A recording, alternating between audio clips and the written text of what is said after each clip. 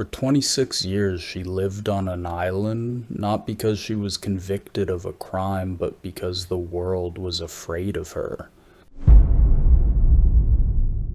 This story does not begin with a crime, malicious intent, or a dramatic motive. It begins with ice cream, with peaches. August 1906, a quiet summer home in Oyster Bay, Long Island. A wealthy family enjoying what seemed like a perfect season, and then a sudden outbreak of typhoid fever. 6 of the 11 people living in the house fall ill. Panic spreads. Investigators search for the source. Was it the milk, the water supply, the oysters? Everything tests clean. So what caused it? When epidemiologist George Soper arrives at the house, he has no idea that he is about to encounter a woman who will change public health history forever. A woman who would later be remembered by a name filled with fear, disgust, and tragedy. Typhoid Mary. She was tall, strong, and sharp-eyed. An Irish immigrant, a skilled cook, slightly rough around the edges but reliable and hardworking. That was how her employers described her. Mary had arrived at the Oyster Bay home on August 4th, just 23 days before the first person became sick. When the illness spread, she quietly left. The story could have ended there, but Soper was not a man who accepted coincidence. He examined every possible source of contamination. Nothing explained the outbreak, and then he recalled something few people took seriously at the time. Rare cases that were almost considered myths.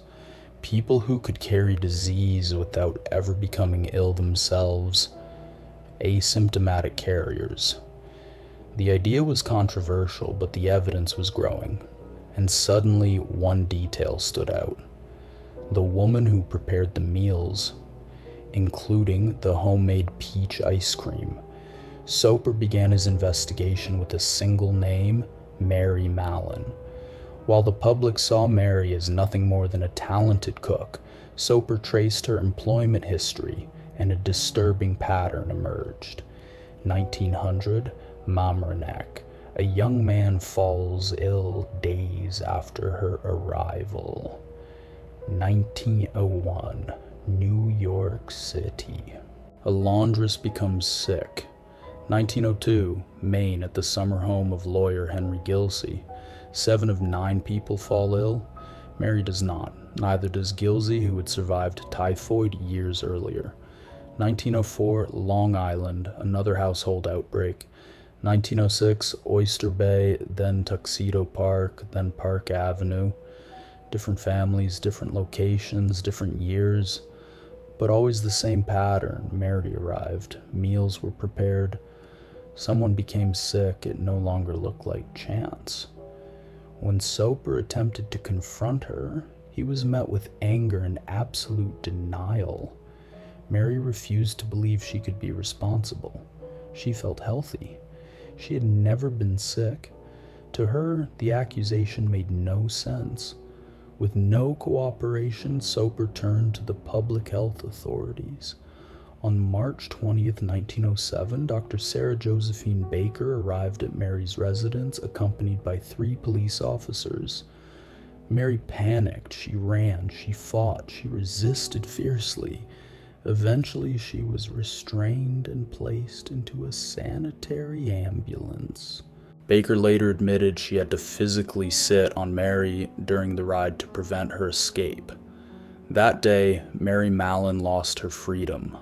Medical testing confirmed Soper's theory. Mary was a chronic carrier of Salmonella typhi. Though she showed no symptoms, her body continuously shed the bacteria. Doctors believed she may have been infected earlier in life without realizing it, and the bacteria had settled in her gallbladder, turning her body into a silent reservoir of disease. Mary became known as a walking laboratory, a living danger, and soon Typhoid Mary. Physicians strongly advised surgery to remove her gallbladder. Mary refused. To her, the logic was simple. If I'm not sick, I'm not dangerous. Medicine knew otherwise. She was sent to North Brother Island, a small quarantine island in New York's East River. There, she lived alone in a small cottage. Food was delivered through the door. She was registered under a false name, Mary Ilverson. What haunted her most was not isolation, but injustice. Why her? Why were other asymptomatic carriers not imprisoned? Why was she alone being punished? In 1909, she wrote a letter, a rare glimpse into her despair. I am healthy. No one here is sick. I am being held without trial like a criminal. My eyesight has been damaged by stress. I am treated as a curiosity, like an animal in a cage. Doctors laugh at me and call me a medical example. Why am I the only one? Why are others free? She sued for her release. The judge sympathized, but ruled against her. The risk to public health was considered too great. In 1910, a new health commissioner offered her a compromise: freedom, on the condition that she never work as a cook again. Mary agreed. She found work as a laundress, but the pay was poor. After injuring her arm and losing her income, she returned to what she knew best: the kitchen. Under false names, she worked in restaurants, hotels, and institutions. In 1915, typhoid returned. This time, the outbreak struck the Sloan Hospital for Women. 25 people were infected. 2 died. The new cook, calling herself Mrs. Brown, quickly raised suspicion. Staff joked nervously, "What if this is Typhoid Mary?" It was. Mary was arrested again. This time, there was no compromise. North Brother Island became her permanent home. She worked in the laboratory, washing test tubes and assisting technicians. Occasionally, she was allowed to visit the city, eat, but she always returned. She seemed tired of fighting, alone, forgotten, with no family and no visitors. In 1932, Mary suffered a stroke that left her partially paralyzed. She was moved to the Island Hospital, where she died on November 11, 1938, from pneumonia, kidney disease, and heart failure. Typhoid was listed as a contributing factor. No autopsy was performed. Perhaps even in death, she was still feared.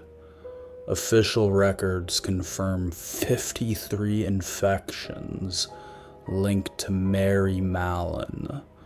3 people died. The true number was likely higher. So what was she? A criminal or a victim? She never intended to harm anyone, but harm followed her.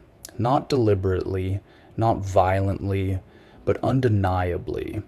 She became the first documented asymptomatic carrier of typhoid fever in the United States, a milestone for medical science, and a lifelong tragedy for herself.